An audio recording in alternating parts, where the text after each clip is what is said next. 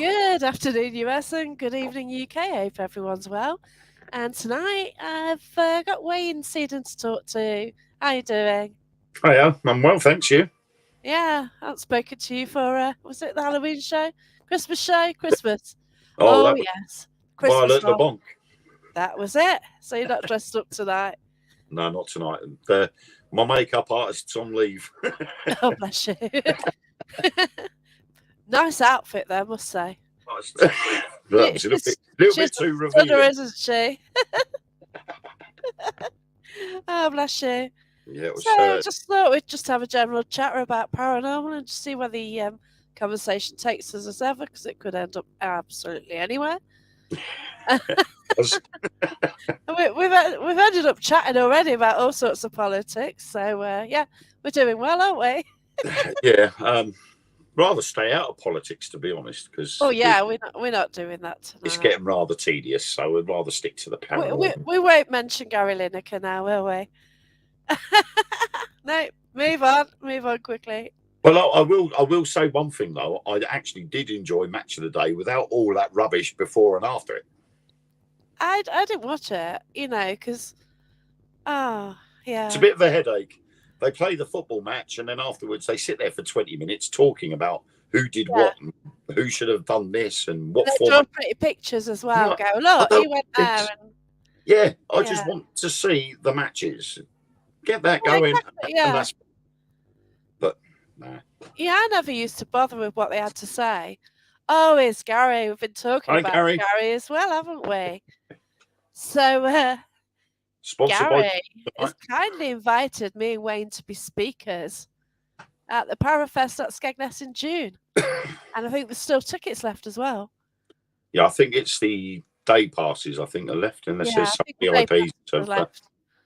So if you want to contact East Anglia Paranormal Investigations, and then get a ticket from them. But it's going to be a wicked day, isn't it?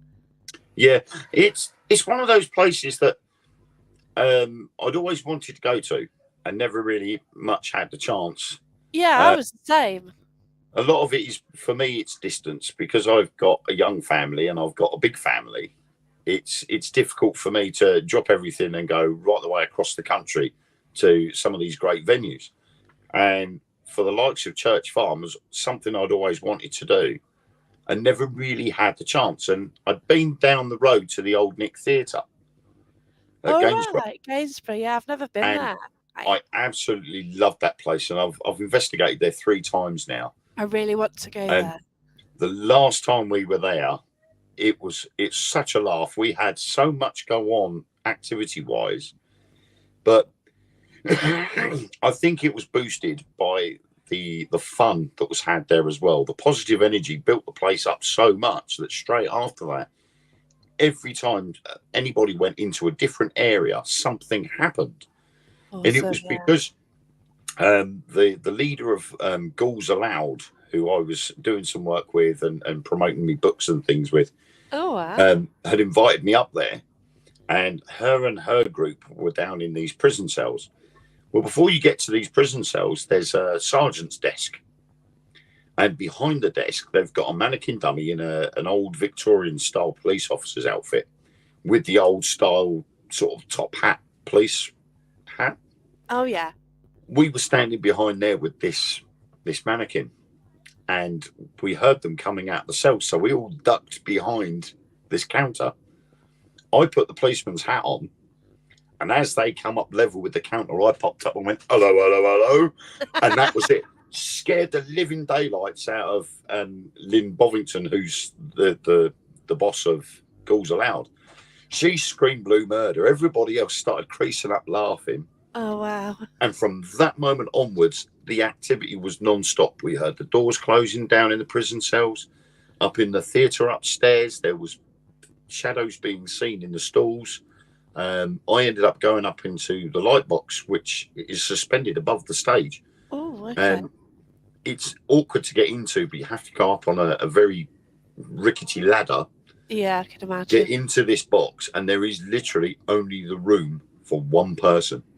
And I'm sitting in there, and I'm like, this is quite high up. I'm overlooking the stalls and the stage. and I could feel something was in there with me. And as I came down, this box had fallen off of one of the counters inside the lighting room. Oh. And I was nowhere near it. And I'm like, okay, something's up here with me. I think I better go back down now. And of course, as I was going back down, I could still feel something was watching me as I was going back down this ladder. And upstairs in the dressing rooms, there's the spirit of a midget, dwarf, small person. Yeah. And they were running around inside these dressing rooms. Oh, wow. And they kept pushing people. And awesome. every time we went in this room, you would see a dress move, and then all of a sudden someone would go, oh my God, it's just pushed me. And it was literally just nudging to your side and push you out of the way. And nobody was feeling comfortable up there. Oh, and wow. In the end, we're just like, do you know what? I think we better leave, because whatever is up here with us doesn't want us in here. And I think it would be a good idea to sort of head out. Yeah, get you. So we went back down into the theatre, and everybody was using that ghost tube app and going, oh, look, there's a stick figure. And I went, you do realise that stick figure is over the top of a fire extinguisher. Yeah. And I had to explain to them that the way the SLS works is that it will pick up anything that looks like a neck and shoulders. So things like bottles, armchairs, it will pick them up, and it will automatically assume there is a spirit there because it's found what would be human neck and shoulders. Even wallpaper. It picks up patterns on wallpaper as well. People just don't realise, do they? I think I would call it a pareidolia app. Oh gosh, yeah. It's taking pareidolia and it's going, well, we can put a stick figure onto that, and boom, there it is. And yet people will still go out and buy the app. They'll pay for the pro version, and they don't realise that it will do that every time. Yeah, that's it. And of course, as soon as I told them, they were like, "Oh yeah, that makes sense." That does. They're like, yeah, really. I think that's it with any sort of kit, with any sort of thing that you use. You've really got to check, haven't you? Yeah. Hi, Eric. It should have notified you, but it's a bit strange sometimes. But yeah, now I've used the SLS, not the app one, but the other one. Yeah. And I went around to somebody's house, was checking out his son's house, basically.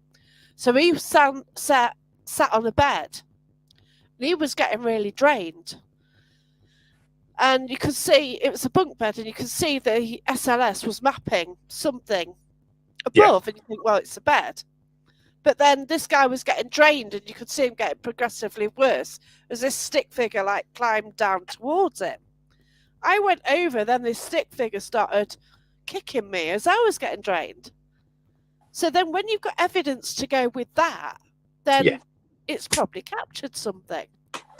Yeah. Probably. Not 100%, but possibly, is with the SLS and the ghost tube app and things like that. Oh yeah, I wouldn't use the SLS apps. The way I see it, I don't like using that. I don't like using technology when we're out with TB doing filming for Truth Beyond Paranormal. I don't like using apps or all of these gadgets. I prefer to go with the traditional stuff. So things like dowsing rods, trigger objects, things like that. Yeah, that's it. But when you do use these apps, there's a way of looking at it. So obviously, like if it picks up a fire extinguisher, you're right straight away. Well, it's picked up the fire extinguisher. It's put the stick figure over the fire extinguisher. That's it. What then makes it more significant and more like evidence is if that stick figure moves away from the fire extinguisher. That's right. Because it will not do that. If it picks that stick figure up and it stays with that fire extinguisher, that's all it's ever going to be. But the second it moves away from it, then that's something a little bit more significant because the fire extinguisher is not moving. That's right. And if you ask it to raise its arm, or raise your arm, put your arm down, as long as it's not going like that anyway, because it does have sort of jerky movements anyway, doesn't it? Yeah, and I feel you just say raise your arm, put it down, and it does that. Then what's happening? And that's it. And it's the same argument with the old orb situation. Oh God! You know, it's undeniable now that most orbs that we see is either going to be bugs or dust. That's however, right. Yeah.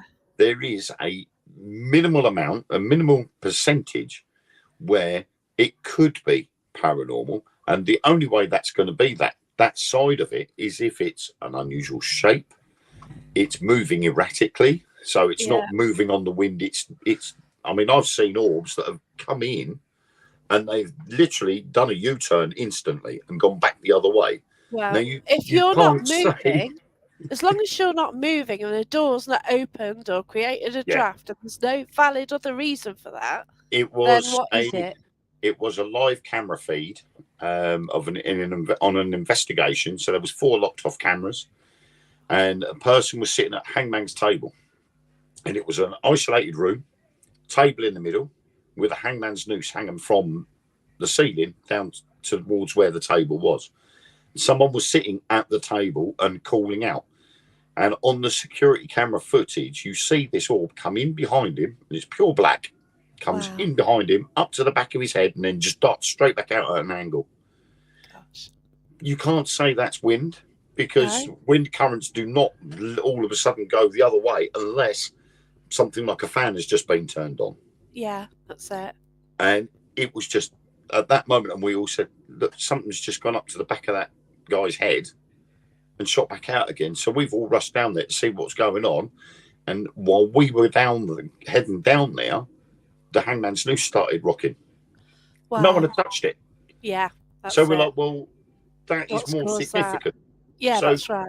When you're using these apps and like that, you have to not just look at it at face value, but analyze it and sit and question everything that you see, because otherwise you could be led on a wild goose chase. Yeah, I'm totally like that, because I was working a public event.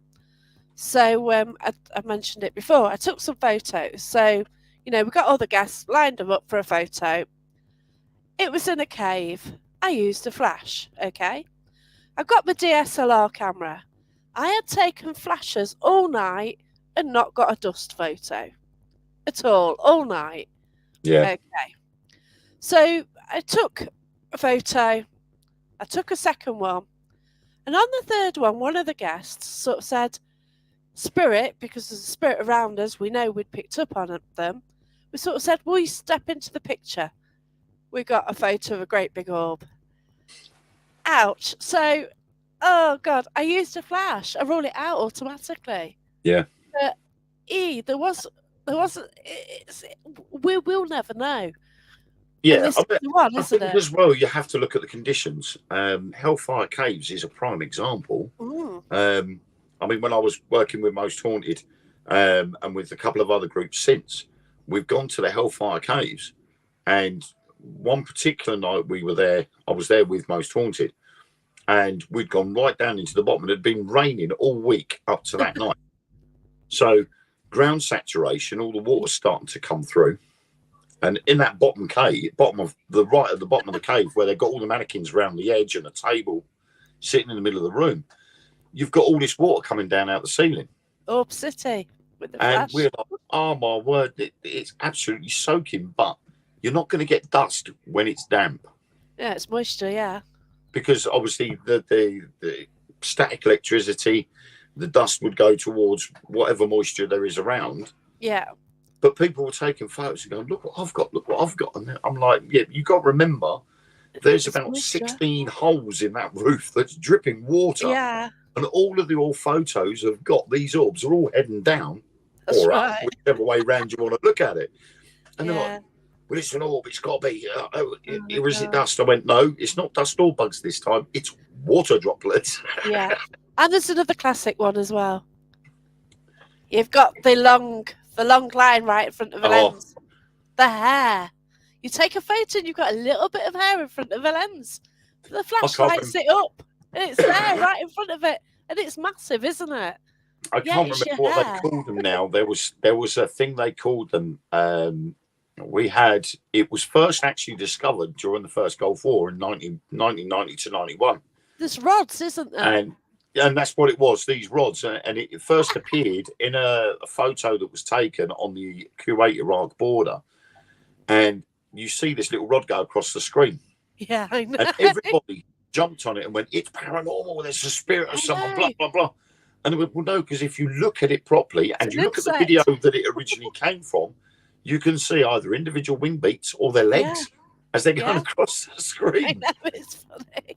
And you just think, you know, I think sometimes people want to believe in it so much. That's right, yeah. That they will pick any photo or any video footage and go, oh, that's definitely paranormal. Yeah. And there's no harm in that. But the problem is if you just jump into it like that and go, it's paranormal straight away, you're being led on a wild goose chase. Yeah, and like if you put it on a page and go, oh, what do you think of this? Expecting everyone to go, wow, that's impressive. And they go, no, it's dust. And they go, then they'll just kick off at you and get more. Yeah, I mean, I'm thick-skinned, and I did exactly that a couple of weeks ago. My youngest daughter Tamsin had been invited to a ballet class. Oh, and we're all sitting outside in the car waiting for it to come back out. And my son and my oldest son Ethan had spotted something in the sky, and he went, "Dad, what is that? Is that a drone?" And I'm trying to find it, and I'm like, "Where is it?" He said, "Just above the tree." And there was like a tree had been stumped, so it was literally right back to the tree trunk. And he goes, "It's just above that." So I'm looking, and eventually I saw it, and I went, "No, I don't think that is a drone." And he went, "Why?" I said, "Because it's not the right shape. That's only if, you know, it was the shape of a car, an estate car." Yeah. And it started rotating, and you could see the shape changing as it rotated. Wow. And I went, I'm not sure. I haven't seen that many 2-propellered drones about. They've all been 4-propellered. Yeah. And then all of a sudden it just darted across the sky, and it must have travelled about 10, 15 miles to our left. Yeah. And stopped and just sat there the other way. And it had been going like this for ages, backwards and forwards, and I videoed it. And I think I took footage of it for about 5 minutes before it eventually just vanished. And we never saw it leave. It just disappeared. It didn't drop. It didn't go up. It didn't go left or right. It just vanished. So we couldn't understand it. So I sent it to Mark Manley. Yeah. I said, "What do you think of this?" And he's like, "Oh, that looks a bit weird." I sent it to my director of Truth Beyond Paranormal, Sam, who's a professional photographer. Oh, cool. Yeah. And she's also used drones. And she went, "That is not a drone." She said, "If it is a drone, it's a military spec one." Yeah. And they won't move that fast from point A to point B. She said, that's not a drone. And then the following day, it appeared in our local newspaper that somebody had seen a UFO over an industrial estate 40 miles away. When I checked on where this location was, it was in exactly the same direction as us, from where we were to where that point was, where it was seen half an hour later. 40 miles away. Yeah. I posted it on Facebook, and I got some people go, "Oh my word," and then I got other people went, "Oh no, it's a drone," blah blah blah. And I'm like, "That's fine. Yeah, you know, that's it. You stick with it." But there's 3 photos there, 2 of them that were from the newspaper report, and my photo. But unfortunately, my photo was a still shot of the video that I took. So I had to point people in the direction of the video so that they could get the full footage, and then they can make their mind up from that. And most of the people that saw the full footage changed their minds pretty quickly. I was impressed, actually. And that's before you actually mentioned that it had been seen elsewhere. Yeah. So it was. But it was literally it was 5 o'clock. 5 o'clock in the evening when we saw it, and 5:30 in the evening, 40 miles away in the same direction from where we were. That's it. And you know, you can say, "Well, I've caught this picture and they've caught that." It would look completely different to what I took. Yeah. But it's a little bit too much of a coincidence. It's the timing, isn't it? The timings and the location and everything else. I mean, it could have been that exact thing that this other person had taken a picture of. It was just that we were so far away, it didn't look that big. Yeah. So it could have been over that industrial estate at the time. Oh, gosh, yeah, of course. And it could have been easily 40 miles away from us. It could have been that big, but... Yeah. we don't know and we never know. And, you know, without going towards looking at the likes of Stansted Airport's control tower. Yeah. And putting a freedom of information request of course, yeah. You're never going to, and even that can be so hard to get. You know, use the Freedom of Information Act and they will try and stall something chronic. They always do. But if you've ever had to respond to one, it's a bit of a pain. It is, because they go through the files and it's always difficult information to obtain. Yeah, it's not the easiest stuff to get hold of, you know, and then you've got to back it up with loads of stats. And, my God. Yeah. That's how to annoy anyone, isn't it? Just send a load of those off. And like, oh my gosh, a poor person who ends up looking for them. It's like, oh no. Yeah, I mean, it's all logged on computer anyway. If a control tower gets an unidentified on radar, then they're very quick to log it and it gets put on file. So all you've got to do is give them a date and time, and they go, right, well, actually, we did get something on this, but then they will restrict what they tell you. Of course they do, yeah. They've got a habit of not telling you how fast it was travelling when it went off radar. Yeah. Or how big it was. There's a reason that they can restrict it. They come out with a reason, don't they? Therefore, it's restricted, and they don't video it. They've got big problems now because it's now getting to a stage where, because of people with mobile phones, just about every pocket in the world has got a mobile phone in it. That's right. And it's harder to control now, whereas before mobile phones were sort of a video standard, you could control the amount of information that was given out there. Definitely. Now you can't control it because everyone's got it, yeah. And like the phones are ridiculous now. We do get, you know, someone will take video footage on a mobile phone and go, oh, I could rip this to pieces and I'll stick a UFO in this and tell everybody it's a UFO landing. Yeah. But you can spot the fakes quite easily. God, yeah. Because when you still Photoshop and you share it online, you've still got a blueprint of the original photo and the photo that you've used to superimpose onto. Yeah. And in some cases, it can put a blurring around the outside edge. Yeah, that's right. Yeah. So, of course, stands out a mile. And a prime example, a couple of weeks ago, someone had put a picture of a spider on their wall in the garage. And they went, I come home to this and I moved out. And I'm like, you're having a laugh, and that's been superimposed onto that. Oh, you can see the pixel edge around the outside of this spider. And I'm like, you taking us for fools? God. Because I've tried to move things on photos and trying to use your cloning to get the right colour around it or the shadows. You know, I'm not good at that. But, you know, I've been in a photography club and some of those are really good at it, but you've got to have a big skill set to be able to. Well, on the iPads, you've got something called Moldiv. Right. You can do what they call free cut. So you can get a background and you can go onto the free cut and then you can zoom in on it and you can actually cut around the outside edge that you need. So if it's a solid edge, which is easiest, you can take that out quite easily and superimpose it onto the other photo without problems. Photoshop as well, you could grab it quite easy. Yeah, if you've got flowing hair going out, it's a lot harder to do. Yes, because definitely. Obviously, you've got a background coming through the hair. Yeah. So it's not as easy to edit. And that's where me and Mark come in. We look at UFO videos and we go, oh my God, that is so fake. It is ridiculous. Well, you just have to enlarge it, don't you, generally? And that'll show where it's screwed up.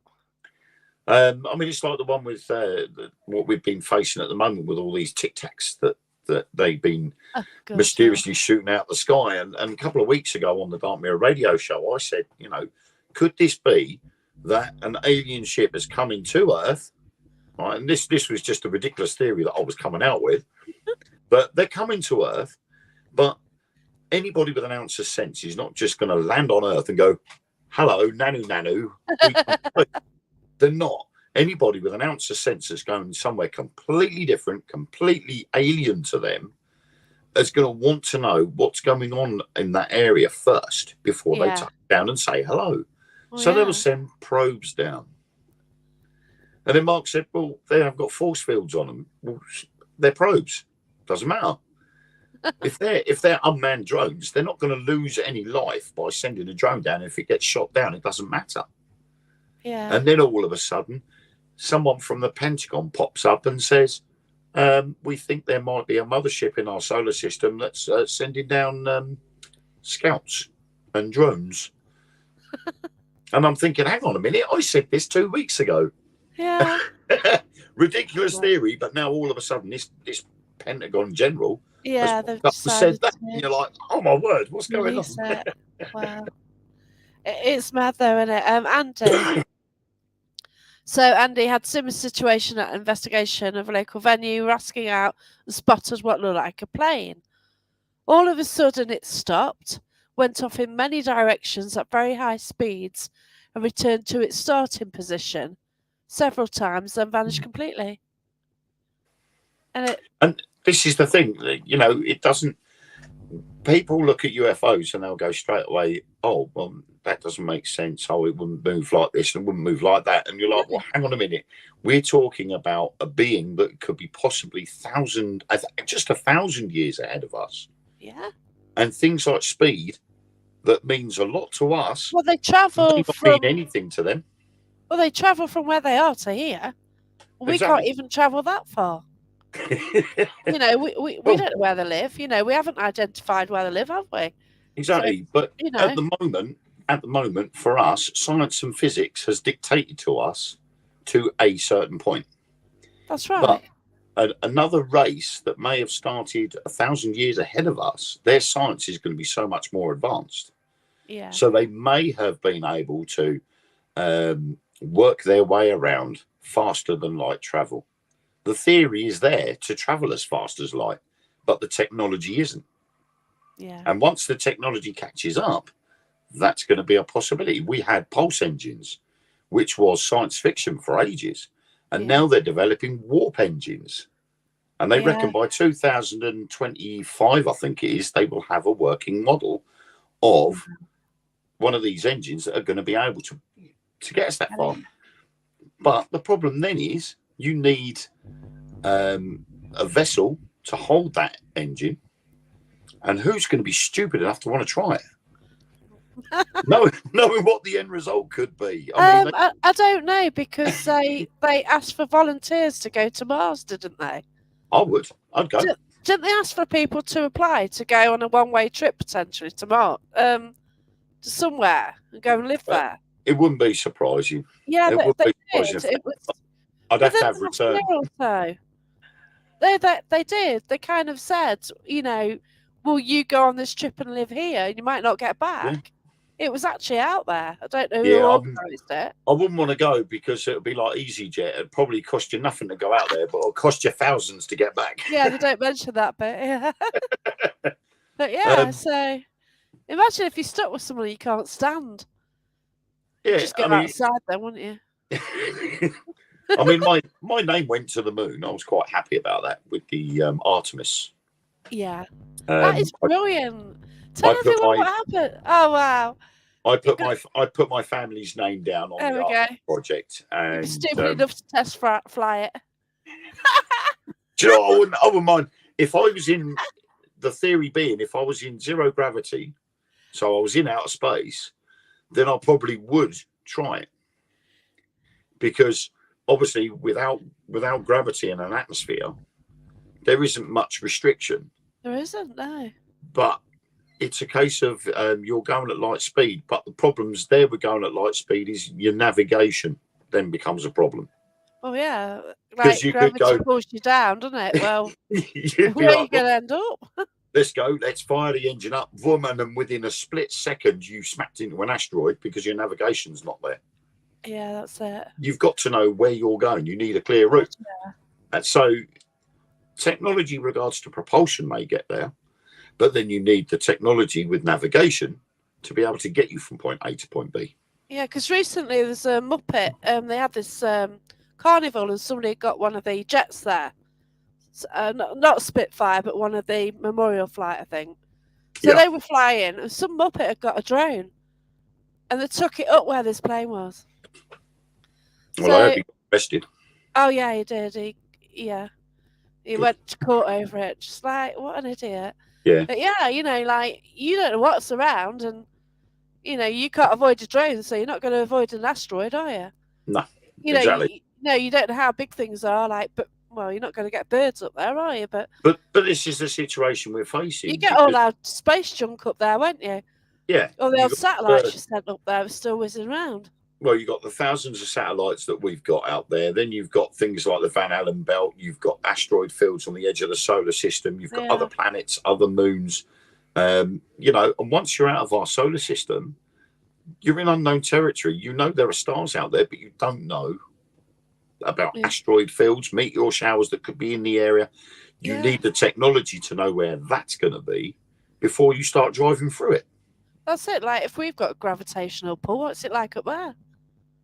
Well, we know full well that individual planets, you've got likes of Jupiter, their gravitational pull on Jupiter is a hell of a lot bigger than ours. Yeah, that's it. So you get anywhere near Jupiter and the gravity is going to pull you offline of where you're going.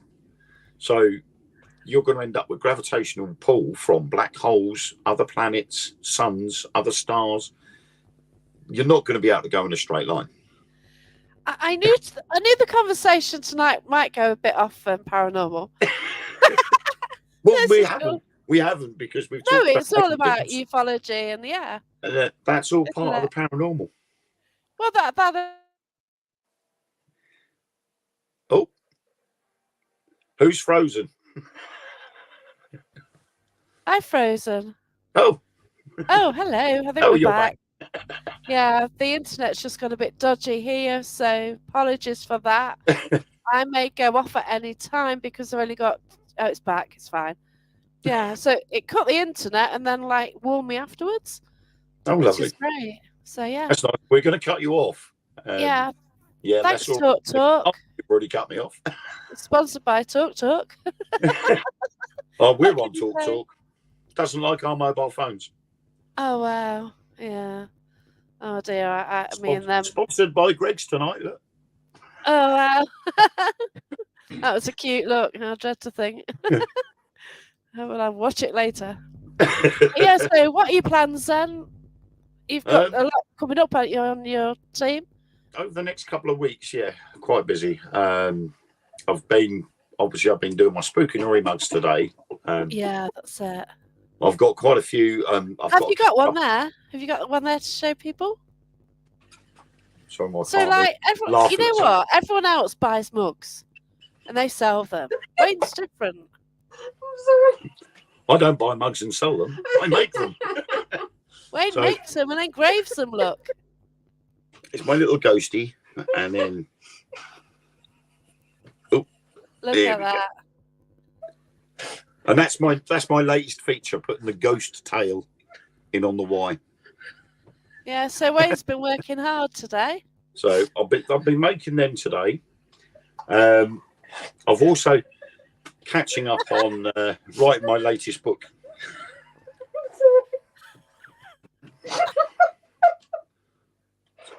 Ellen's going off on one. I think she's just seen a funny video and she's in hysterics. So I do apologise to people. Go on, get out of the studio. Go on. Give me a laugh, lesson. Yeah. Oh way. I'll just say I love those mugs though. But yeah, I've got to finish off my book as well. And it's bizarre. This one has taken a complete twist because I originally wrote it about 2 years ago. And I did it as a live reading on my Spookanori group. Yeah. The only problem was I looked back at it and thought, if I'm going to release this as a book, it's too small. Yeah. So I need to reinvent it. I need to make it longer. And so far I've got 18 pages in, 4,700 words in, and I haven't even touched the original story. And so I'm like, okay, I haven't even got to the original story yet, and I'm already 18 pages and 4,700 words in. Wow. I apologise. So I've sort of set myself up really to have a bigger book than I have any of the others. Wow, bless you. And this one I think it's and I tried to put it without sounding rude. When I posted about it a couple of months back, I said about needing some tissues. And couple of people got it the wrong way and thought I'd written a different sort of material than paranormal. And I had to say, I'm sorry, no, not that sort of tissues. I'm talking about wiping your eyes, because it's got a sad ending. Well, I say a sad ending, it's got a sad beginning as well. Oh, okay. Which in the original story I didn't do. As long as that didn't start off with tissues and then they use tissues at the end. Yeah, it's a case of keeping the pack of tissues handy, because you'll need it at the start and then you'll need it at the end as well. Oh God, that's even worse. It is a very it's a very thought-provoking story. Yeah. And it's weird because a lot of the stories I've written so far have all sort of had something to do with my own experiences in. Yeah. So things that I've experienced either out on paranormal investigations or my everyday life, yeah, has ended up in one of my stories. And even people, I mean, now what I tend to do is before I write a book or start writing a book, I actually ask people if they want to be in a raffle to have their names used as a character in one of the books. Oh, that's lovely. Yeah. And in this one, Overdue, which I'm writing now, Mark Manley and Val Goegan are the main characters in this fantastic book. So providing I get their permission, which obviously they did, their characters go into the book. Because you put me in a book as well. My name was in the book. Hey? I'm trying to remember which one it was now, but yeah. It's the Christmas one, yeah. Yes, well, that one's got to... I'm holding back on the Christmas ones because I want to release all the Christmas ghost stories that I've written. I want to release as one big compendium of books, of stories. So I'm either going to, after this one, write a load of Christmas stories to put in one book, or I'm just going to wait a couple of years until I've got enough Christmas stories written to release one, because I've got so many ideas for new stories to do that I'm running out of brain space to store them. Oh, bless you. Yeah. And one of them I thought of the other day, and I posted about it on my Facebook profile. I was listening to a track by John and Vangelis, and I'd never heard of this track before. It was called Horizon. Right. And as I was listening to it, it sort of brought back the emotions when I found out about Vangelis dying. He died, I think, just over a year ago. And I was quite upset because I followed the likes of Vangelis, Jean-Michel Jarre, Mike Oldfield. I loved their music, and it was really sad when I found out he passed. I had to sort of come out and be on my own to sort of think about everything. And hearing this one track started my brain in overtime, and all of a sudden I've come out with an idea for another Spook in Orient. I'm like, I've got to stop doing this, because it doesn't matter what I do or where I go, I can see something and I can make a ghost story out of it. Gosh. And it annoys me because then I have to write it down on a piece of paper and put it into storage so that it's ready to write when I finish the previous one. Oh, wow. So I'm currently onto that one. I've got an unknown location in London. The Truth Beyond Paranormal are filming there on Saturday. Awesome. And it's an industrial estate that's got basements. And this one particular building that we're going into used to be a munitions factory until it burnt down in 1909. Wow. Was then rebuilt. The basement was never filled in or used. So it's still the original basement from the original munitions factory. And there's been a lot of strange things going on in there that no business wants to move into the unit that's above this basement. Ooh. So we're heading into that one. Then we're off to film at Kelvin and Hatch Nuclear Bunker on the 8th. Ah. And I love that place. I think it's an amazing place. And even though technically built in the 50s, you wouldn't have thought there would be spirits in there, because it's late, isn't it? It's in a hill. It's 3 levels in it, built into a hillside. You wouldn't have thought it would be haunted. but the amount of times I've investigated there and something's happened, and whether it's rattling around on the in the dorm rooms, it rattles the beds and the lockers. Something's in there that likes to scare people by rattling the beds and lockers. There's a phantom toilet flushing. Okay. Funny that sounds. In the medical rooms, there is a medical toilet, and it's set up in there with a pipe coming out the back and going up into the ceiling. But that section where that toilet is on the far side of the bunker to the cafe. And we're all in there, and all of a sudden we heard water coming down this pipe to the back of the toilet. We lifted up the lid. There's no water in there. So we're like, well, how is that flushing? And we could still hear the water going down the pipe. Someone went, that's coming from the cafe. And I went, but the cafe's on the far side. It's on the other side of the bunker. Yeah. So it wouldn't be that, because it's only the next floor up, and the water wouldn't travel across and down and like that, because there isn't the space. And they went, well, it's got to be something. Where are the toilets? So I said, the toilets are on this level outside the door. So it wouldn't be coming down this pipe still. Yeah. And then it flushed again. And we're like, there's no water here. Where is it coming from? Oh, my gosh. And everybody, there was about 9 of us. We're all listening to this water. Trying to find it. No, this is crazy. And you wouldn't have thought it from a building. And I said to people that you've got to remember that it's not necessarily a haunting from a spirit that was on the land. That's and is happy about this bunker being here, so it's walking through the bunker, telling people to get out because we don't want you here. This is our land. Could be anything. It could have been somebody that worked there. Yeah. I said a spirit, if nothing untoward's happened and it didn't want to leave, it was happy where it was, or it could go to its memorable place or a place it was happiest and spend its time there. So if you've got someone that worked in that bunker, they were a caretaker or something, and they just enjoyed swanning around on their own and enjoying themselves because they were away from their wife or husband or whatever, then there's no reason why that spirit can't come back in visitation. That's right. In that bunker. And they'll, yeah, I suppose. And then this one person I said this to in particular, we went down to the corridor at the bottom, the very ground floor. There's a corridor that runs from the base of the bunker right the way out to a bungalow that's on the hillside. And it's quite a lengthy corridor.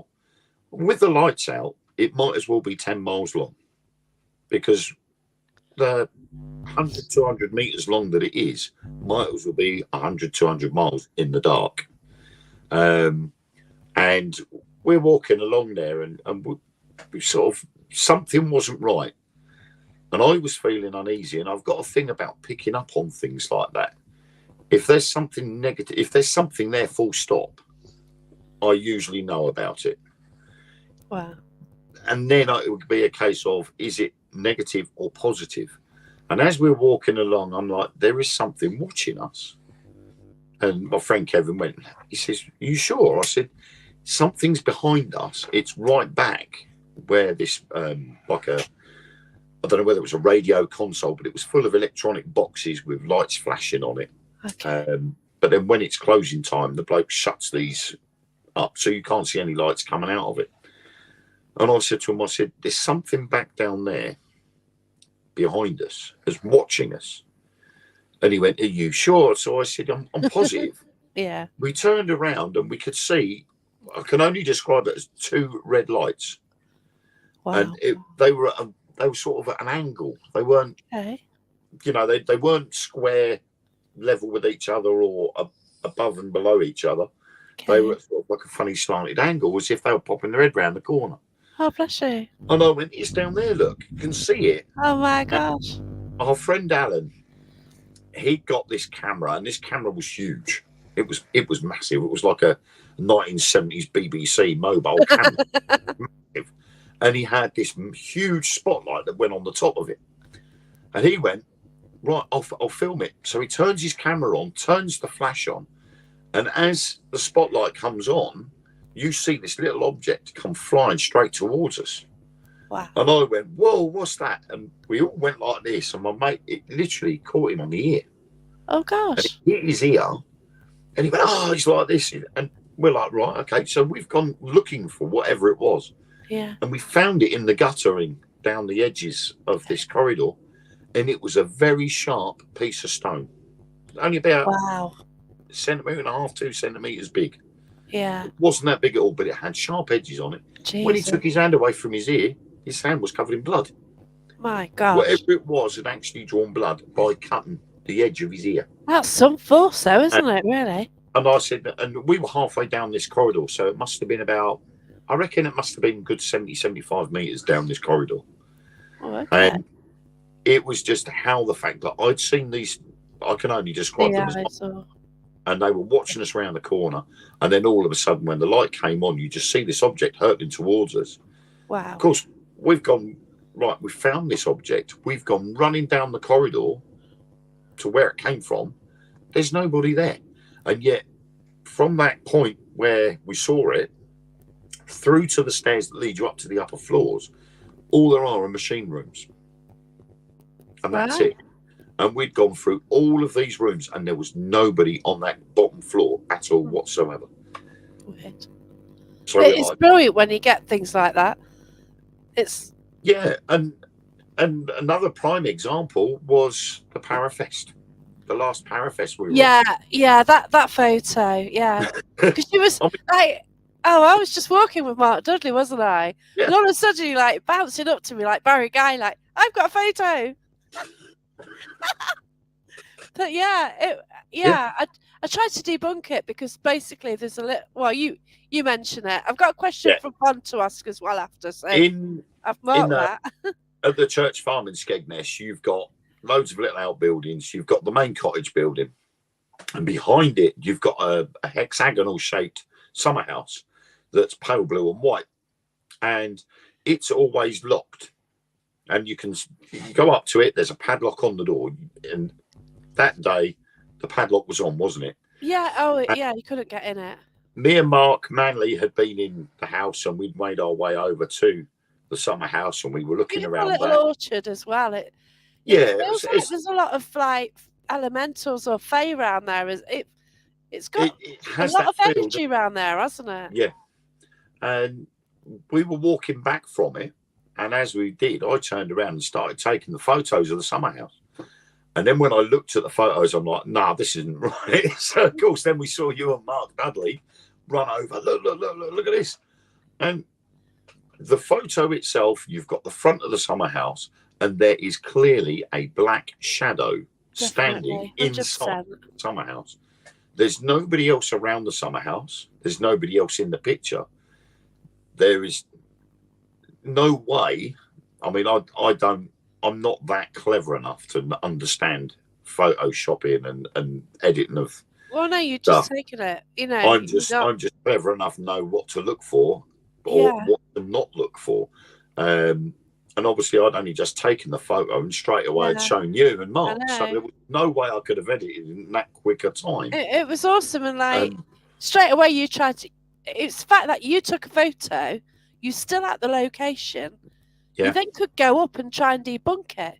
So you with the light, it was daylight. You know, you're standing in different places to see if you could recreate it. I was actually camping there, so the next morning I went there. You know, different light. Can we recreate it? No. You know, so it was a one-off. Yeah, to get a photo like that is fantastic. Yeah. But then to do your nth degree and actually try and debunk it as well. Because usually you've left the venue, haven't you, when you realise? But this time, you know, you just people they take photos or video footage, and it's not until they've got home that they start looking at it. Oh, look at that shape. If I take photos, I'd rather take the photo and then instantly look at the photo first. Definitely, yeah. Before I do anything else, simply because it's pointless taking 200 photos on a location and not looking at them until you get back home or until you've woken up the following day. Because if there is something in that area at the time and it shows up on that picture, you can stay there and take more pictures. Yeah. You've got more of a chance of catching something else by staying in the location and taking more photos after seeing That's it. than you would if you went home and gone, oh man, if I'd have realised, I'd have stayed in there a longer. Too late. That's why I try and take 3. So you try and stand in the same spot, which you don't. You move to a little degree as well. So you've also when you're checking for differences, you've got to be aware that unless you've got a tripod and the camera's actually still, you can actually move and let more light in. So you've got to take that into consideration. Yeah, and the amount of times I've been on an investigation and you've watched people and they walk in and they go flash, flash, out they go, onto the next bit, flash, flash, and then they've moved all the way out. And you're like, so when are you actually going to look at those pictures? Because if there was a full manifestation of a spirit in your photo, you're not going to know until you get home. Yeah, that's right. And then you've got to pay whatever it was to come back and do it all over again. I got that in Warwick because I took 3 photos, DSLR, no flash, handheld DSLR, low lighting conditions, and the third one I got something. But the first one was like more blurred than the second and the third. The third one I got an image better than, which was looking, you know what I mean? Usually the most blurred one's the one with the image which you think, oh yeah. Camera shake or something. But yeah, it is amazing when you can get some evidence like that, and that was good evidence.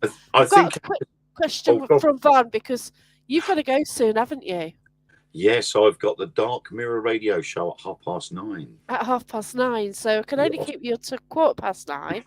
And there's a question I've got to ask you from Vaughn. Okay. So where is the best place in the UK to go watching for UFO activity? To be honest, the best places to go anywhere where there isn't any light. Cool. Yeah. That's the biggest problem has always been, and it's been better since local councils have been turning street lights off at 12 o'clock and 1 o'clock in the morning. They've changed them as well. They haven't got the orange lights either. No, they're all brilliant white. They're different, aren't they, these white ones?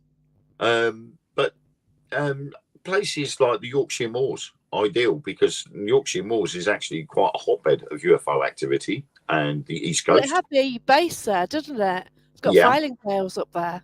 And we also have, which is near to me, yes, because I love Rendlesham. It, is at Rendlesham Forest. Yeah, and that's it. Myself and Mark Manley were there. We've been there a couple of times. We filmed there for Truth Beyond Paranormal, and we did a little visit for the Dark Mirror radio show as well. And we're going to go back with Vivian Powell and Dan Winter from Simply Spooky at some point. Oh, fantastic. And we're going to go back there. But when me and Mark were there, with TBP, we actually saw unexplained lights in the sky. We even took a photo of the so-called triangle, which we had analysed. And the weird thing was that these lights were on the corner of a triangle, on each corner. There was nothing in between those lights. So the triangle inside those lights was pure black. There was something obstructing. Wow. So it was a triangle in the sky. You could see the stars all around it. You could see stars that were sort of so much further away. And yet this black triangle, you could not see any light through it. So whatever it was a physical object in the way. But we'd seen two unexplained objects. I will say unexplained objects because we don't know what the word. Yeah. Really weird term. But we saw 2 objects fly over us, heading from west to east. Then we saw another one going from south to north, but it was wobbling. It was doing that as it was going. Then we saw 2 either side in north and south that were just sitting either side of the clearing where the UFOs supposedly landed. And then we had another one fly over from west to east. And then straight away, there was 2 USAF jets followed it. Nice. We knew they were USAF jets because we checked on air traffic control websites. Yeah, it shows you. And it showed you. But it didn't show you what the object was in front of them. And they had flashing lights on them. This other one had a solid white light on it, and it just went straight over. Interesting. It's an amazing place even now. And you go back 1984, 1986, when all of that stuff was going on. Yeah. And then there just seemed to be nothing. But when you actually go to this place and actually sit there in the dark in that particular area, and Some artist has done the artist impression of what the guards had seen that night, and they've plopped this little thing in the clearing on the exact spot that this UFO landed. Wow. But there is a second spot where another UFO landed about a quarter of a mile away in a field. And this UFO spot actually had beings in that actually had a conversation with the station commander from Rendlesham. And yet you can't go in there now because it's farmland. Mm. And it's a great place. And I mean, Rendlesham itself is amazing. And because you haven't got any street lights or anything there, there's no light pollution. So if you're there on a clear night, you're not supposed to, but you could sit on the UFO and you can just look straight up and you've got you have literally got no obstruction whatsoever from what you can see in the sky. Is there a campsite near there? There's a couple of campsites there. There's one just down the road from the actual landing site itself. Oh, okay. It's pretty cool. Kind of thinking out loud here. As if it's got electric hookup and it's open now. There is an official campsite down the road from there. It's probably about 1.5 miles, 2 miles down the road. Yeah, I'll have a look.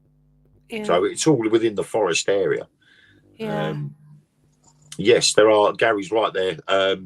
It's not only just Gary said there's not only known for UFOs, there are plenty of spirits wandering around. Yes. That's interesting. Why the spirits as well? But then you get Canic Chase, Yeah. That's only for UFOs. It's known for the black-eyed children, spirits, and everything. Well, you've got to remember you've got Sutton, who's nearby. Oh gosh, yeah, exactly. So you've got Saxon burial site. You better not have Saxons. Yeah, and they're actually around somewhere. Won't be a date night. I'll be on my own, mate. No, you never know. You never know. I might come up and meet you up there. Go around looking for UFOs together. I don't know where I'm going in a couple of weeks, to be fair. So we'll see. I think it might be a bit too far and cold. I need your electric hookup this time of year. I think everybody else has been getting the snow except for us. We keep getting rain.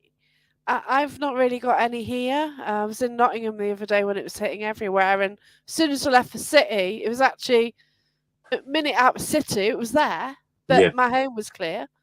But down the road, it had sort of arrived. So I think we woke up one morning just having a little dusting of snow, and within an hour, it all melted.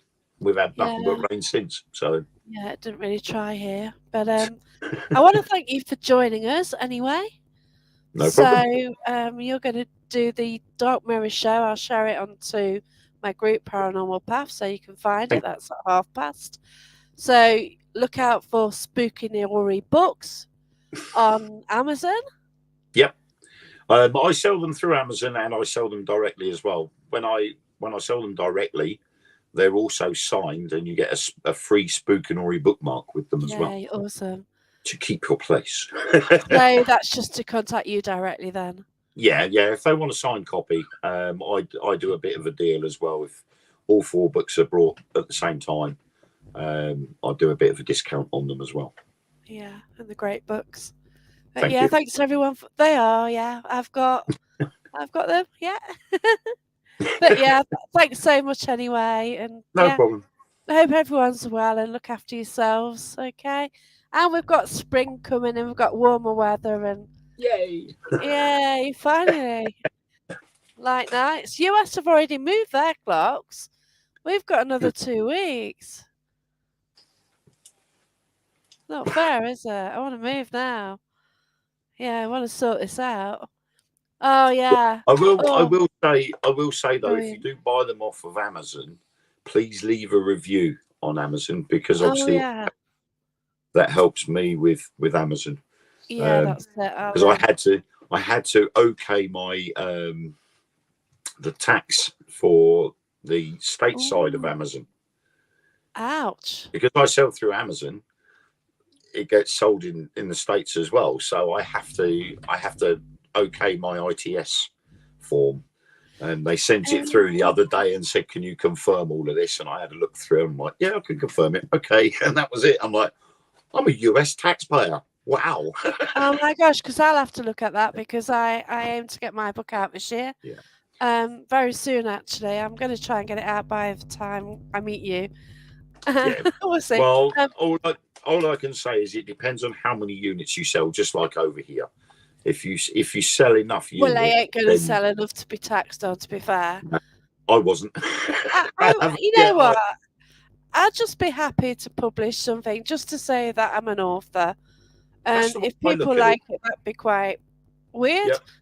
But, you know, it'd be lovely. But, yeah, it's just... how I look at it. I write my books and I use the self-publishing tool through Amazon. And I'm quite happy. You know, if one person just buys the book and they enjoy it, then that's me done. I'm not bothered about whether they hit the big time or, as someone's quoted, "I've never read anything this good since Ray Bradbury," or "Wayne's the next Stephen King," which has been quoted. And I'm like, no, you can't even put me on the same par as Stephen King or Ray Bradbury. That's nice. That's brilliant comment. It's a nice comment, but I don't see myself like that. So I'm just happy just writing some random story, publishing it. If people read it and they enjoy it, then that's brilliant. It's case closed. I would normally have said job done, but I keep doing that. I go, "Oh, when that's finished, that's job done." And I'm like, "Oh, hang on, that's my fourth book. I can't keep saying that now." Yeah, that's it, isn't it? But yeah. But thanks, everyone. Look after yourselves. Wayne is on at Dark Mirror Show at 9:30 even. But yeah, and they'll be having a natter about something. Once Wayne and Mark get going, I could be on all night. But yeah. Okay, then take care, everyone. And good night. Stay safe. Bye. Bye all.